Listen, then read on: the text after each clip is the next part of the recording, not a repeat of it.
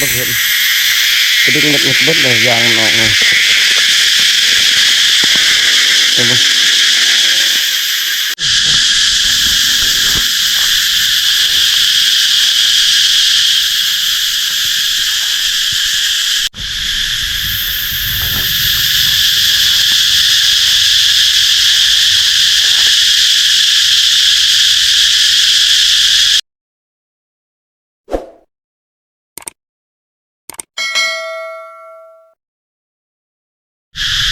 โอ้พี่น้องเอ้ยตักพาสบายดีพ่อแม่พี่น้องFCบัดทุกคนนะพี่น้องเนาะนี่มาติดตะกันพี่น้องเอ้ยอยู่หน้าของเบาพระไทยนี่ล่ะพี่น้องเสียงห้องหลายพี่น้องแต่ว่ามันอยู่สูงพี่น้องบ่ฮู้ว่ามันนี่สิได้หลายคำใดพี่น้องเอ้ยมันนี่เบาพระไทยสิพา FC มาติดตะกันพี่น้องยามมังมีเนาะพี่น้องเนาะที่เบาไทยเอามาเรียบร้อยที่จะติดจักจันพี่น้องเลยแล้วก็อุปกรณ์ที่ไฟจักจันพี่น้องเลย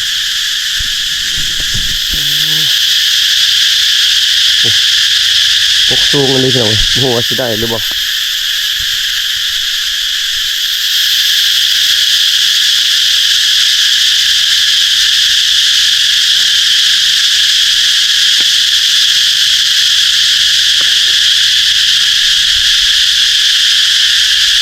โอ้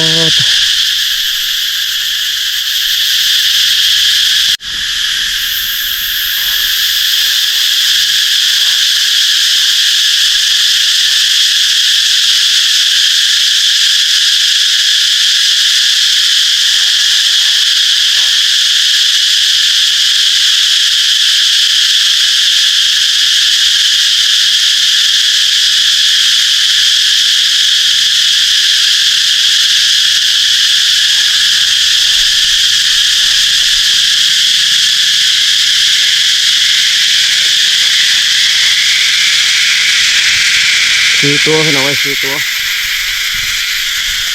มาจักจัน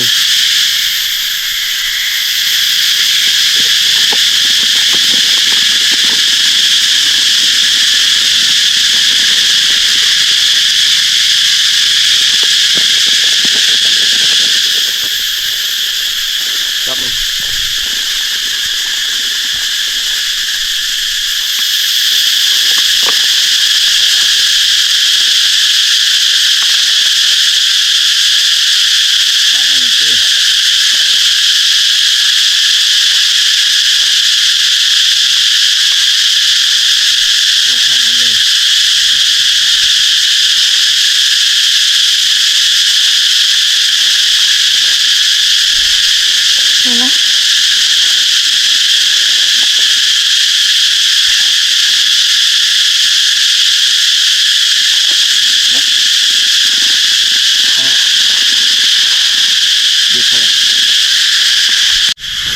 ตอนนี้ฮะนักแองติดดีๆติดบ่เป็นติดบ่เป็นคอยให้ติดยังไงเอามาไปเลยติดมันเชื่องติดมันเตี้ยติดช่างมันนั่นพอแล้ว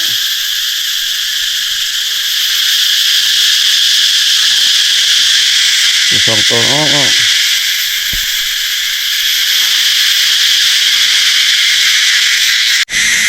เห็นกระดิ่งเล็กเลยยางหนอกเลยเห็นไหม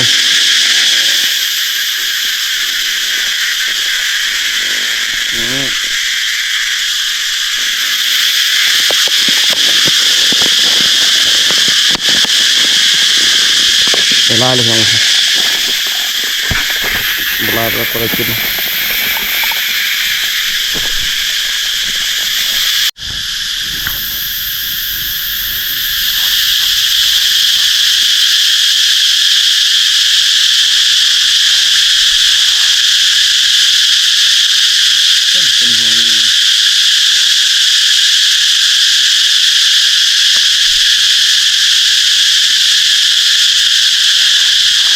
กินอาหารเบิ่ง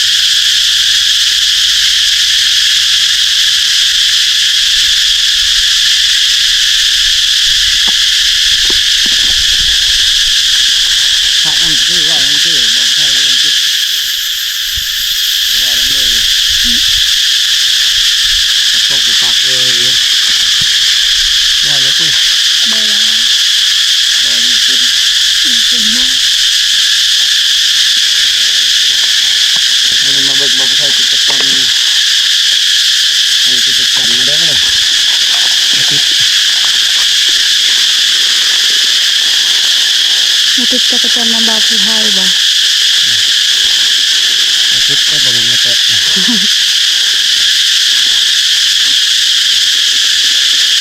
มาเด้อทุกคนเด้ออีกทีทุกคนมาเบิ่งบาภูไทยมาติดจักรจันทร์หลังสงกรานต์เนาะสถาดหลังสงกรานต์ไปหาติดจักรจันทร์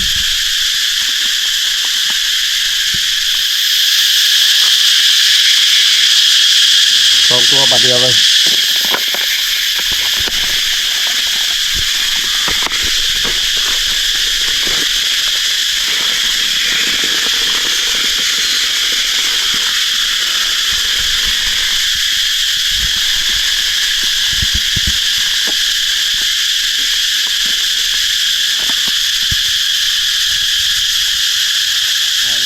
ดูซูมเนาะ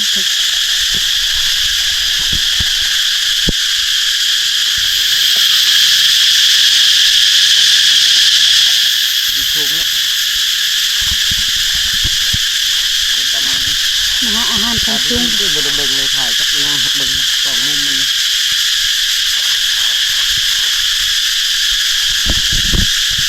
ถ่ายไปเบิ่งมุมกล้อง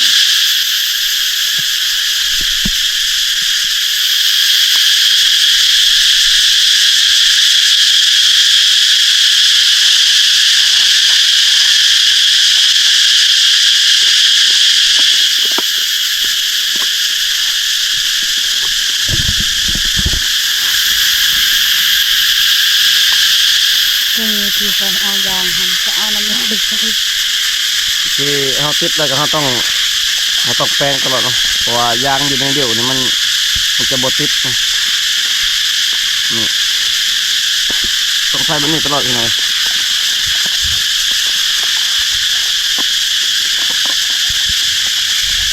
ถ้าเกิดจะหาหน่อไม้ได้หลายเด้อ ได้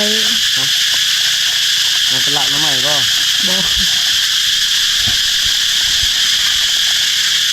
เราคิดกินที่นี่บอกแกงนี่ก็ นี่ ฮะ กินเรือน บอกแกงนี่เลยก่อน อยากกลับไปหาเสือเครื่องสเกงปลาเด็กเด้อเขามาให้กินเรือนอะไรกินมันจะมันมีเบิ่งเนาะทุกคนเด้อติดตามเบิ่งเด้อผู้ใดสนใจบาภูไทยติดสามารถติดต่อได้ได้โสดนะคะ ดุพร้อมกัน ดุพร้อมอีก กิจการก็เป็นนี่ เป็นแต่จิตจักรจันทร์นี่แหละพี่น้องเอ้ยหาเงินบ่เป็น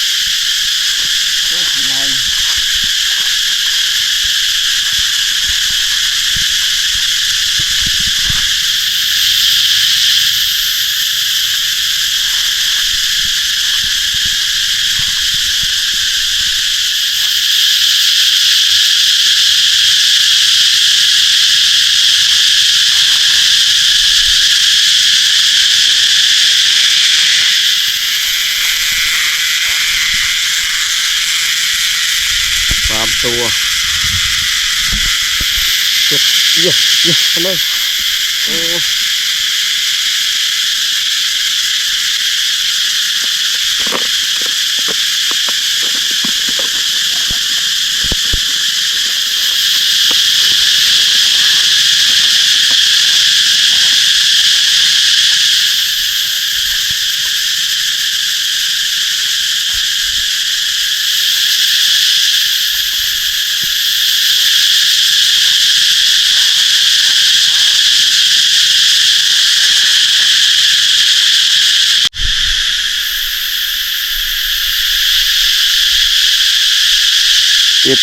ติดให้ละลายเรียนติดเป็นค่ะ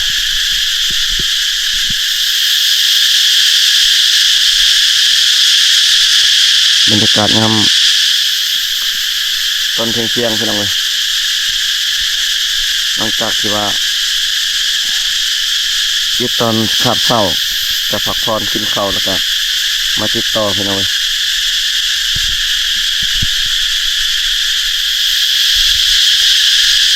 ลายอยู่แต่ว่ามันอยู่สูงมันห้องลายแต่ว่าความบันเทิงมันอยู่สูงพี่น้องเลยหลังจากที่ว่าติดจักจันเรียบร้อยแล้วพี่น้องเนาะบ่าวไทยก็สิได้กลับเพื่อนกับท่านกับพี่น้องเลยขอบอกกับใจ FC ที่เข้ามาติดตามรับชมคลิปกันจนจบพี่น้องเลยอยู่ดีมีแห้งเบิดสุขสุขคนพี่น้องเลย